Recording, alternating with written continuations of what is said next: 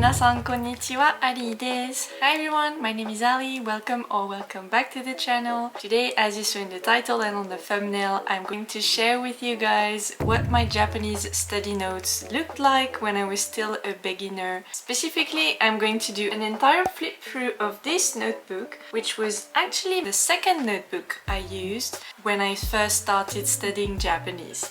And if you are wondering what my first study notebook looked like, the entire flip through of that notebook is the second video I uploaded on this channel. It was uploaded on the 12th of February 2021, so quite a while back, and it is entitled My First Japanese Notebook, Year 2019. So the notebook I will share with you today is actually the notebook I started using right after finishing that first notebook, which means that I probably started using it around September 2019 all the way through March 2020. So that's it for the presentation. Now let's dive into the video.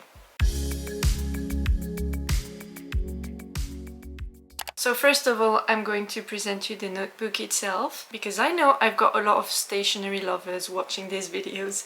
So this notebook is actually a dotted notebook from Muji. I think the size is probably A5 or B6, I'm not sure actually. Usually these come with a sticker at the end on the back to know all of the information about each notebook, but I removed the sticker so I couldn't tell you what are the exact proportions, but you can see it is a spiral notebook, that it has a plastic cover on both sides of the notebook, and that I customized it with traditional prints Japanese postcards. This is the front one and here is the back one. Right. This was entirely blank when I got it, but of course I customized it from the first to the last page. I also have a little title page right here, which says Nihongo no Noto number 2, because this is the second notebook I used for my Japanese studying. And then here you have a little Daruma sticker. And the last thing I want to tell you before we dive into the flip through is that when I finished the notebook, I actually marked the sections of the notebook with these little sticky notes on which I have written what each section of the notebook was. So these are the 8 sections we're going to cover today together, guys. And so we'll cover my notes for grammar level N4, some vocab notes, still some notes for grammar level N4, Keigo notes, so polite Japanese notes, then my notes for N3 level grammar, then some revision notes, then we'll have some notes from the Nihongo no Mori channel video lessons, and then finally I have some Jisen Mondai notes here, which are exercises I went through and for which I took some notes in my notebook right here. So this is everything that we'll cover in today's video, guys, and now let's dive right in. Alright, let's start.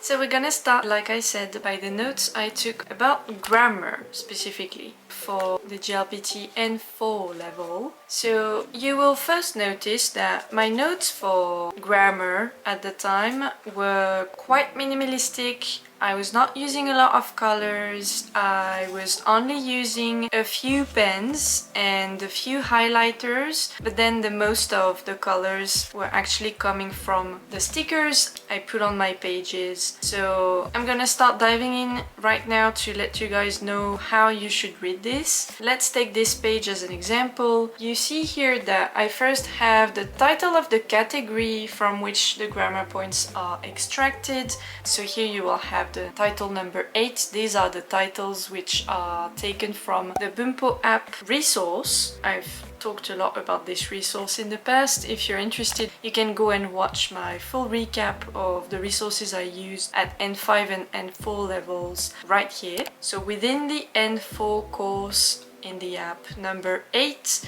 is about conditionals, and there are only 2 grammar points within that. These are the sections that you should read on this page. Title of the category, first grammar point, second grammar point, right here. Now, the grammar point themselves, I highlighted with this pink color, and apart from the grammar point in Japanese, I also put on the side here the translation of it in English systematically. Below the grammar point, you have the construction notes for this grammar point. So this is a good example here where the construction of this grammar point and all of its usage were quite long to write down. So I took notes of each of the cases and I then highlighted the most important part of these grammar structures, and I was also drawing little boxes around these grammar construction notes. Right under the little box, you see that there are a few sentences there. Depending on which sentences I would find the most interesting and the most relevant on the app, I would then write them down on my notebook here right below the grammar point explanations. And then if I felt the need to, which is for most of the cases, I actually wrote with a pencil the translation in English of that particular example sentence. But then you can see that there are also examples here where I didn't write the translation because I didn't feel the need to. Another thing you can notice is that I would systematically underline or mark in some sort of way where the grammar point was, so where the grammar structure was in the example sentence. So here they are underlined, and you can also see that in some cases I actually also marked what was coming right before the grammar point and which was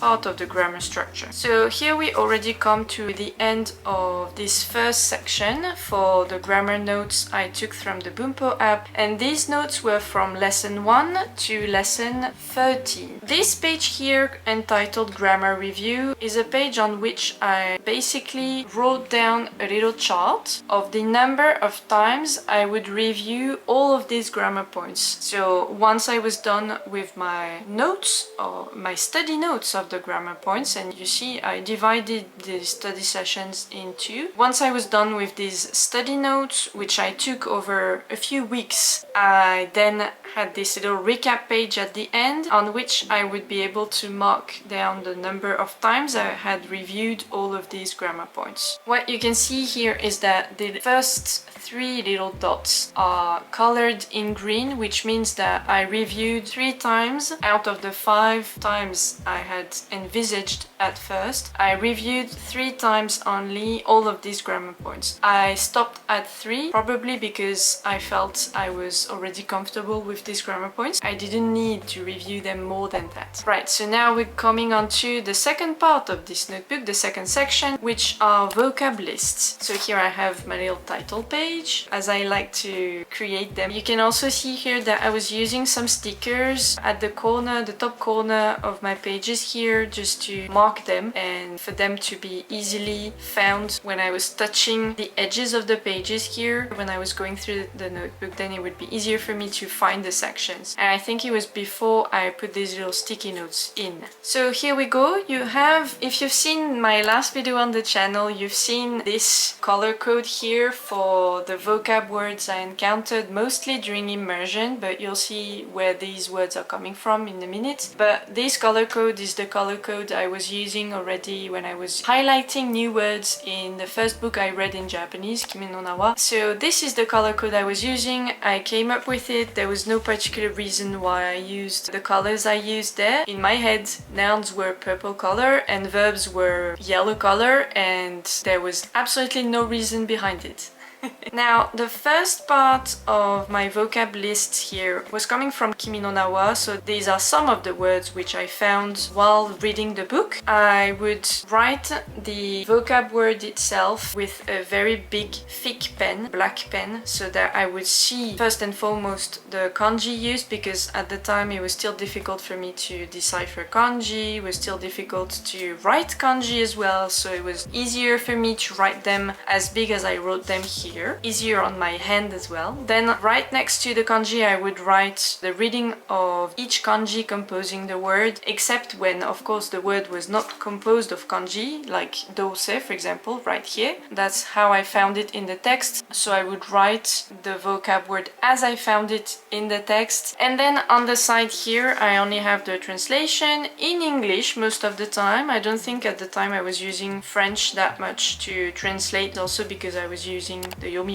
app, as you know. And at the time I didn't realize that you could also download onto the app different dictionaries for different languages, and now I have it also in French, so I have both the English and the French translation for every word when it's available. But back then I didn't know it was possible, so I only had the English translation. Now the second source of vocab for these lists that you can see here is the website japaneseclass.jp, which I used a lot at the time. So these are the words which I found within the website when I was going through the vocab exercises, the vocab quizzes. And then you see I only have a page and a half here coming from japaneseclass.jp, and then I went back to writing down the words I was finding in Kimi no Na wa. You'll probably also ask why I drew a box around some words here. That was only because when I was reviewing my vocab list, these were the words I found were the most relevant for me to know at that point in time. So I only made sure they would pop up from the page even more than the other ones written on there, just because I wanted to remember them as soon as possible in comparison with the other words. And we're coming to the last section of this vocab list section, and these words are coming from yet again another source. This is coming from Sekai no Rekishi Jinbutsu Jiten. This one is actually another book which I had started reading at that point and then stopped because it was a bit hard. But it was after I finished reading Kimi no Na wa, and it was after I finished reading probably my second and third book at the time. So I used the exact same layout, I used the exact same colors, and of course you can also see that there was a big improvement in my kanji writing. Alright, and now coming on to the third section of this notebook. These were the notes from the lessons 14 to 23 of the Bunpo app. Grammar notes still in the same layout. The only thing I did differently was that I was not highlighting in pink the grammar points here, the grammar structures. That's pretty much it. Otherwise it is exactly the same layout. The reason why I use this kind of layout and also the exact same layout for my notes for each level at a time, if that makes sense. So all my grammar notes for N4 in this notebook were taken using the same layout, and that was because it was definitely helping me with structuring the information in my head, you know, helping me visualize the grammar points, how many there were, the information about each grammar point. It was definitely helping me memorize everything, and that is kind of the second reason why I took those notes. It was really to crystallize the knowledge in my head, and also because I wanted to have cute notes, organized and cute notes to reference in the future when I would want to review all of these grammar points. We're coming onto a special page here which I wanted to show you guys from this notebook, which is the giving and receiving page from lesson 22 in the Bunpo app. This is basically the lesson where you learn about kureru, morau and ageru right here. So if you're not familiar, these are sentence structures which are used to talk about giving and receiving in Japanese, and which are probably one of the first stepping stones when you first start studying the language, because it's quite hard to grasp when you are a beginner, because it is really special to the Japanese language, and also because it is used pretty much all the time. As a fluent speaker now of Japanese, I can tell you that I use these structures every single day. It's used all the time because it's also part of certain polite expressions and set phrases, so you definitely need to understand these structures. I knew they were very important, but at the same time I was struggling with them a lot. I struggled with these structures for many years, in fact. So my intention with this special recap page here was to make myself the cutest page possible for me to reference back later, and from which I would be able to understand at one glance what each structure meant. This is why I have a cute character here in the middle and here at the end for each structure, with the translations and all the example sentences on the right page here instead of the left page. So I compiled everything together on one page with the translations, and then on the right page I only put the example sentences so that it would be clearly separated, and so that the left page, which was the most important, would be the most minimalistic possible to help me digest the information. And it really helped, and I think what it helped the most with was with memorization, because from having this very cute page here, and which looks almost like a drawing, which also has some sort of logical structure to it, with the characters in the middle and, you know, one character giving, one character receiving. That's the structure of the page. That's what I was trying to do here. It really helped me understand also how to form the sentences using these grammar structures, and that's a method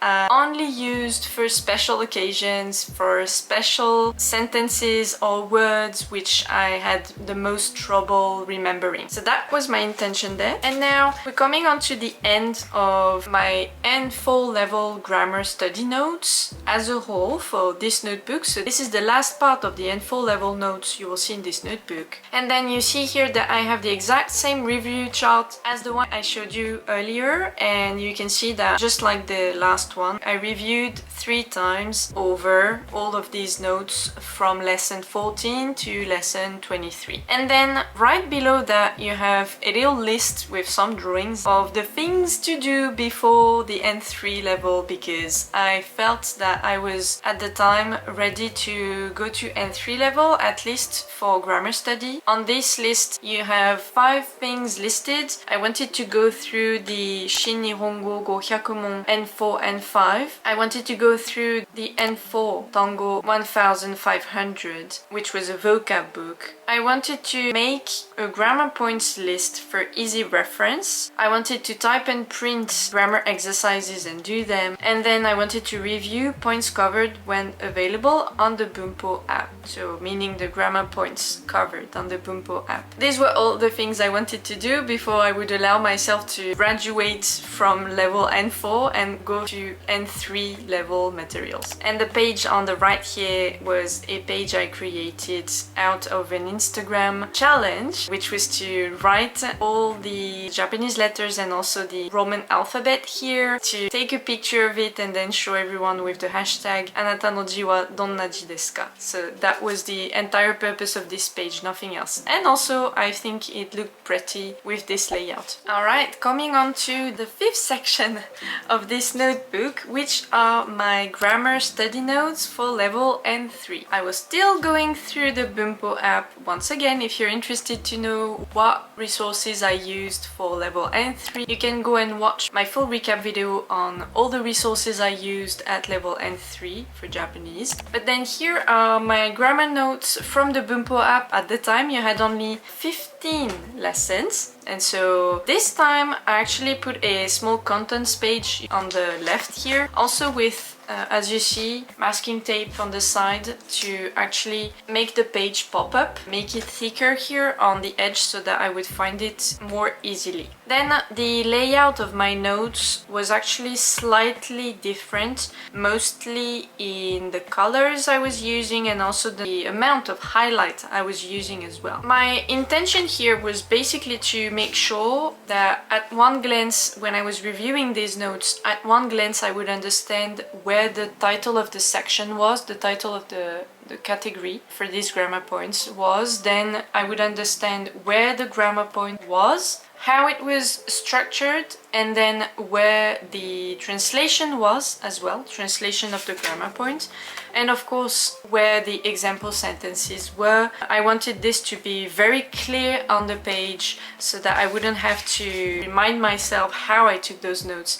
I wanted to be able to understand this, you know, years down the line. These notes are notes that I still consult today when I want to review the basics, because I think it's important to always go back to the basics, especially when you become a fluent speaker. Sometimes you can forget the basics, especially when you're like me and you've learned a language rather quickly. There are a lot of things that I would forget from the beginning because I haven't been using the language for that long in my life. So I definitely go back to these notes even nowadays, and it's useful for me to have written these notes down like this because they are very easy to understand at one glance, and that was my whole point back then. Making them as easy to understand as possible, making them referenceable, making them cute, of course, making them digestible, so I didn't have that much information on the page, even though you will see in future videos when I will share my notebooks from later down the road in my study of the language, you'll see that I actually modified this layout even more to make it even more minimalistic, because on this notebook in particular I found that this was still a bit too much information on the page. So yeah, you'll see that in future videos, but this layout was already an improved layout. Another thing I can tell you is that my use of stickers here was entirely random. There was absolutely no theme to it. Every time I wanted to use a sticker to either mark the end of a page, like this one here for example, or mark the beginning of a page like this one here, or mark where I would put a title here to see where the grammar point was starting, like this one, this one, this one. I would then browse my sticker collection and just find the one I found the most aesthetic to put on my page, and that was basically it. There was no specific idea behind it, except for the page I showed you earlier where I put the more long characters here so that I would have little characters on the page to understand which character was giving something, which character was receiving something. Other than in these very special cases, I wouldn't choose my stickers with any sort of logic in mind. I was just using them at random, if you were wondering. Now, coming on to the next section of this notebook. This one is a bit special. This is basically a full recap of all the grammar points for the N4 level, and this was entirely for revision purposes. Each grammar point only has the grammar point in pink, the translation next to it in English, and below that one example sentence which I took from my study notes from the first section of the notebook. One example sentence which I found the most relevant and which, when reading it on this list with the grammar point, would refresh my memory about what the grammar point was. For each of the lines I put the sticker of a little cat here, all of them in different positions. And then here on page 122, because I did number my pages for easier reference, I also have a full recap of the keigo, so the sonkeigo form and the kenjogo form of verbs in Japanese. Once again, a special page for a special area in the language, which is quite hard to understand, quite hard to grasp, and this was one of the many recap pages I wrote for these structures in sonkeigo and kenjogo. Right, next page is the exact same thing but for N3 grammar. And this time I didn't use little cat stickers, I'm sorry. I think I ran out of cat stickers. So I didn't put any stickers, but that was the exact same idea, entirely for revision purposes. Now, the next section is actually the notes I took while going through the video lessons on the Nihongo no Mori YouTube channel. The Nihongo no Mori YouTube channel had at the time lessons from from N3 level only, and at the time this was my first time watching these video lessons. They were entirely in Japanese. I started this in December 2019, and so these notes are the notes I took from the grammar video lessons. Now you understand the layout. I used the exact same layout as the one I used when I took my grammar notes from the Bunpo app. The only thing that differs here is that since the lessons were entirely in Japanese, the explanations about each grammar point were entirely in Japanese as well. So that's why you see that here, right below each grammar point, I have an imi section here, and so the meaning of each grammar point is actually written in Japanese. This was my first time using Japanese to study Japanese. I can tell you now this was extremely effective, and I'm very happy I pushed through and did this at the time. I have a tree or forest theme to the pages because the resource is called Nihongo no Mori, so the forest of Japanese, and so that's the reason why I have this forest theme to my notes. At the beginning here there is obviously a mistake.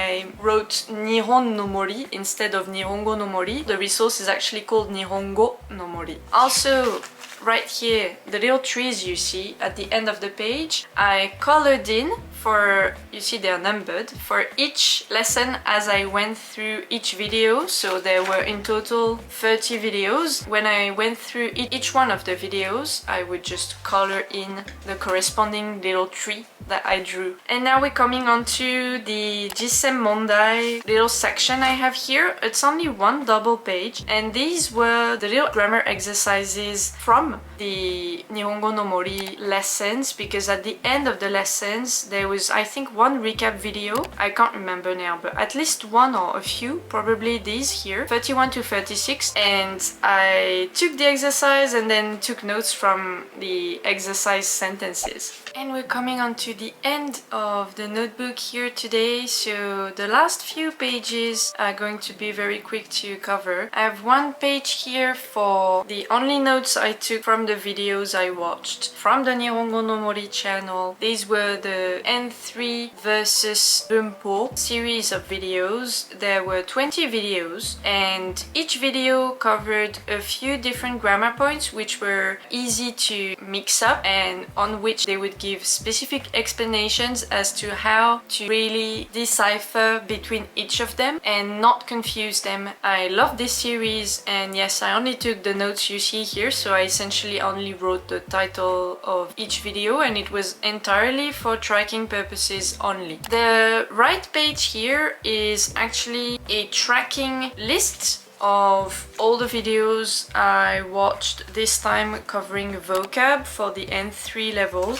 still from the Nihongo no Mori channel. I only wrote down the number of the video here, number 1, 2, 3, 4, you can see. Can't really see very well, but that's what it matches. And then I took notes of only the vocab I found for the first time or that I found difficult at the time, which was pretty much all of it. But you can see there were not a lot of words. Page 148 and 150. I didn't take any notes here because I wanted to do something probably with that section. So yeah, I have a few pages that are blank here. And then we're coming on to Mokuji. This was entirely for my grammar structures. I essentially created a contents page, I mean a few pages. So 1, 2, 3, 4, 5, 6 pages for all of the grammar points contained in this notebook for N4 level, with, you know, the translation of the grammar point, then the grammar point itself, then the page I would find it at, and then for N3 level the exact same. This was also very useful for me to see at one glance what was covered in the notebook, so that was not only for reference, that was also for revision purposes, in fact. Some notes I took about how I could further my studies and how I should study better, using which method, which kind of method, some thoughts really. And then we're coming on to the last page of this notebook, which was my Road to N2 preparations, and we are at page 165, so we've come all the way to the end of this notebook. And on here what I tried doing was essentially the same thing I did on this page here, the to do before N3,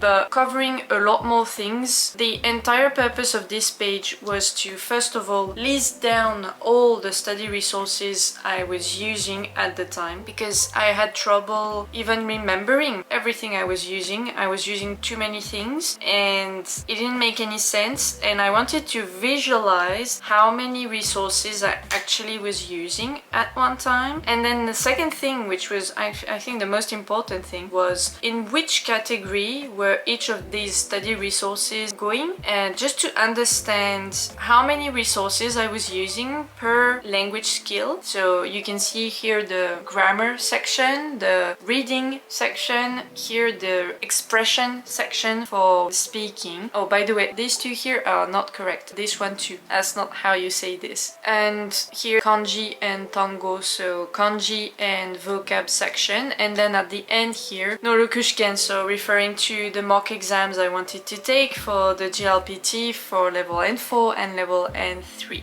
Once I had listed down everything and categorized all of the resources I was using, I went back to this list here, and you see I crossed out the things I didn't want to use either at all or I didn't want to use anymore, because they were either not that useful, I tested them out and I actually decided not to use them, or they were not as useful as the ones that I left within this list here. So I think that's pretty much it for this notebook. I know we covered a lot, but there was a lot to say. I really tried making sense of, you know, everything, every step I took within this notebook, showing also my progression with how I studied the language and how I was taking my notes. One last thing I want to say is that the foremost reason why I was taking notes at the time was really to train my hand at writing Japanese. It was still difficult. I was still getting some hand pain and also wrist pain. That was the foremost reason why I was taking notes at the time. And today, when studying the language, I don't take that many notes anymore. It was really at this beginner stage I felt it was needed for me to make sense of the language, memorize the language better, and also help my hand with muscle memory at writing kanji and kana in Japanese, just writing Japanese in general. That was the last thing I wanted to tell you guys, kind of an overarching insight here. I hope you enjoyed today's video. I hope it was insightful as always. Thank you for watching and I will see you in my next video. Bye bye! Mata ne!